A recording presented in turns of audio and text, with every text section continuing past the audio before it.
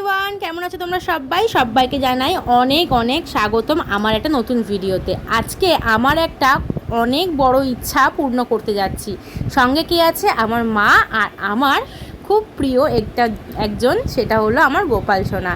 তো ওকে নিয়েই যাচ্ছি মেনলি কাজটা করতে। তো চলো দেখতে থাকো কোথায় যাচ্ছি, কি করছি, সবটাই তোমাদেরকে দেখাবো ভিডিওর শেষে। তো এখানে গাড়িতে বসে ওয়েট করছিলাম, তারপরে গাড়িটা ছেড়েও দিয়েছে অ্যান্ড আমরা ওখানে স্টেশনের উদ্দেশ্যে চলেও এসেছি। দেখো অনেকটা রাস্তা চলে এসেছি আর তোমাদের সঙ্গে একটু একটু করে সবটাই শেয়ার করব। বলে না, সব কিছুরই একটা সময় থাকে, নির্দিষ্ট সময় আসলে সেটা সফল হতে বাধ্য।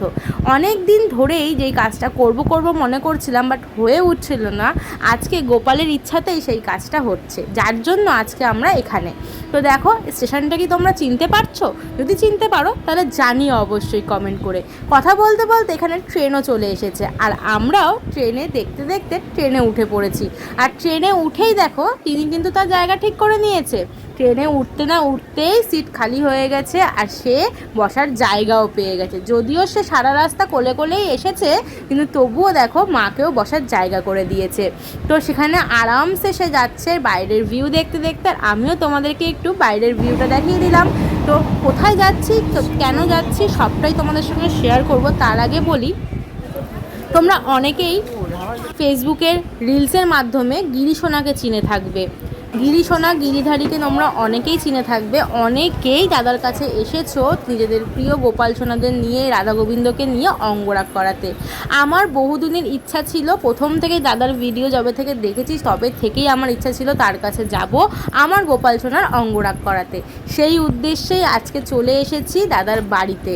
তো দেখো একদম বাড়ির সামনে চলে এসেছি। দাদার বাড়ির সামনে একটা মন্দির ছিল, হরি মন্দির। তো তার পাশ দিয়েই এখানে আসলেই একটা বাড়ির পরে দাদার বাড়ি। আর এখানে দাদা আমাদের জন্য ওয়েট করছিল।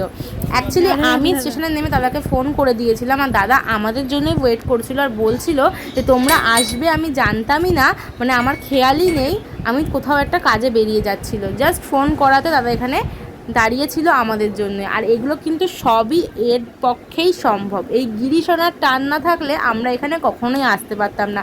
ও টেনে এনেছে বলেই কিন্তু আজকে আমরা এখানে। আর ও আমার কোলে, আমি ওকে নিয়ে লিটারেলি নার্ভাস ফিল করছিলাম। আমার হাত পা একদম থরথর করে কাঁপছিল।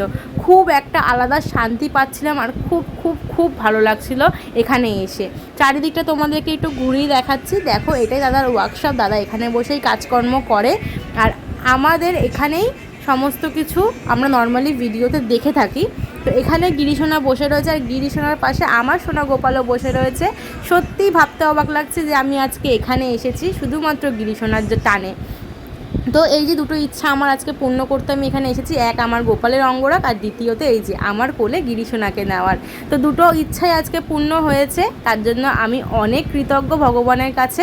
সবাই একবার রাধে বলে যেও প্লিজ। সবার কাছে আমার বিনীত অনুরোধ, ভগবানের নাম একটা বারের জন্য নিয়ে যাও। আর সত্যি কথা বলতে গেলে ভগবান কখনোই কোনো ভক্তকে ফেরায় না। মন থেকে ডাকলে, মন থেকে চাইলে ভগবান সেই কাজটা অবশ্যই তোমাকে করাবে, শুধু সময়ের অপেক্ষা করতে হবে। ভিডিওটি কেমন লাগলো জানিয়ে কমেন্ট করে, চ্যানেলটিকে লাইক কমেন্ট শেয়ার করে সাবস্ক্রাইব করে।